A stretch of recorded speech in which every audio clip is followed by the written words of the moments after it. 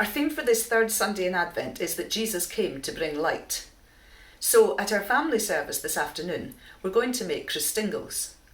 You may have heard of Christingles, but perhaps you haven't attended a Christingle service because they don't happen very often in Scottish churches. The first Christingle was used in a children's service in Germany in 1747 as a simple way to explain the message of Jesus coming into the world. More than 200 years later, Christingle services were introduced to the UK in 1968. So Ali is going to show you how to make a Christingle and explain what it means. You might even want to make one for yourself. To make your Christingle, you're going to need these things. We've got an orange, 4 cocktail sticks, some red ribbon or tape, a candle, some sweets and some raisins. We're going to begin by taking our orange and our red ribbon or tape. We're going to put it around the centre of our orange. And it should look something like this. Now you need your cocktail sticks. We're going to put some raisins and some sweets onto our cocktail sticks.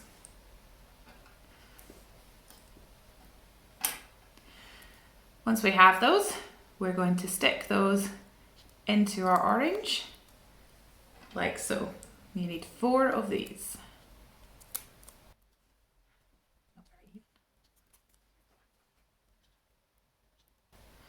Finally, we need to get our candle and we're going to stick that in the top of our orange.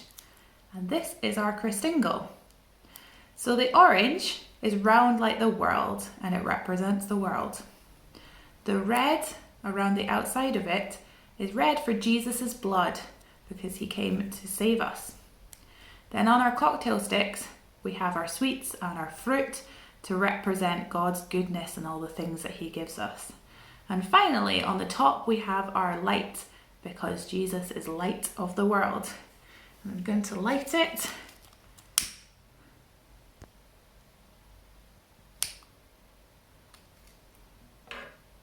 We can see Jesus being light over all the world on our Christingle.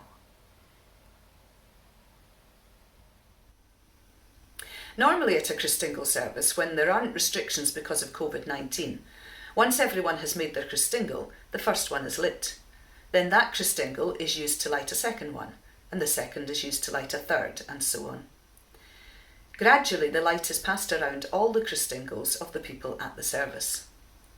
This demonstrates that as the light of Christ is shared, it doesn't get smaller and weaker, as would be the case when sharing some items among many people. Instead, the light gets bigger and stronger. Each person who passes on the light still has the light themselves. In the same way, when we share Jesus with other people, his light is still with us as well as with those we pass it on to. Once all the candles are lit, the people each hold their Christingle and sing a carol. So we're now going to watch and listen to the carol Born in the Night as the light shines. And of course, if you're watching at home, you can sing along as well if you want to.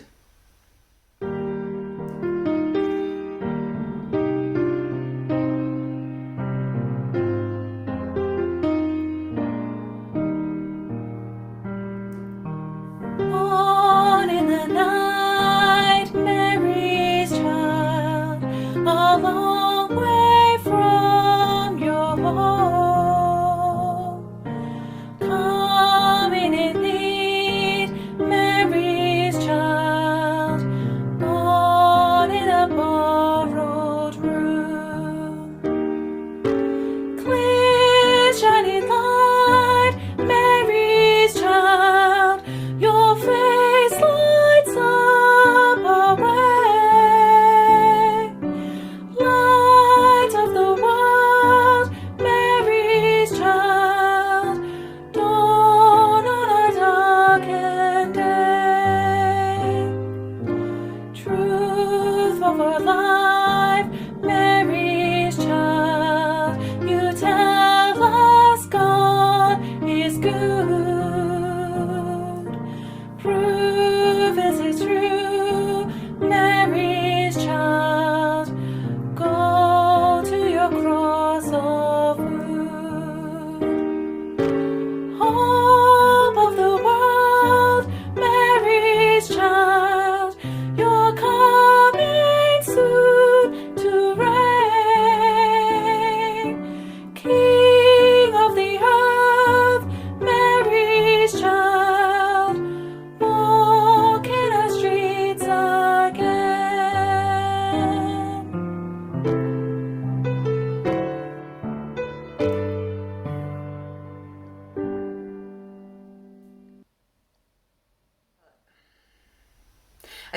take a few minutes to explain our plans for next Sunday's services.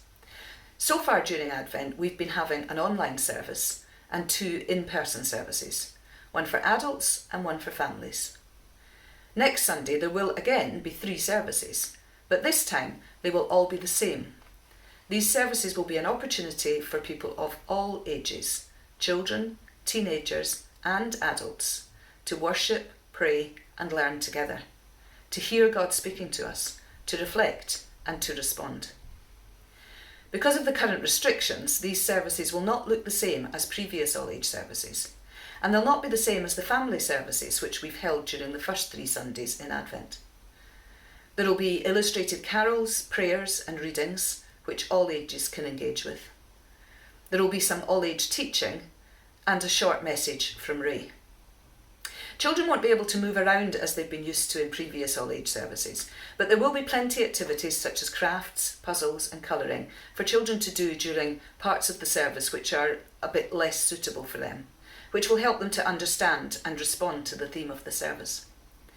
There will also be opportunities for adults to participate in an interactive way if they want to, but if your preference is to watch, listen and reflect, there will be plenty of opportunity for that and no pressure to participate interactively if you prefer not to. Many people have been appreciating the adult in-person services, and the family services have been great with participation by 10 different families. But this will be a wonderful opportunity for all ages to meet and worship together, reflecting the full range of our church family. We would therefore like to have a good mix of ages at both of the in-person services. There will just be one registration form, and you will be invited to indicate if you are free to attend either service or if you're only able to come to one or the other. We hope that many people who are comfortable coming to in-person services will register, and it would be really helpful if you can tick the box to say that you're able to come to either service, unless you're definitely only available to come at a particular time. This will allow us to allocate people to give a good mix of children, young people and adults at both services.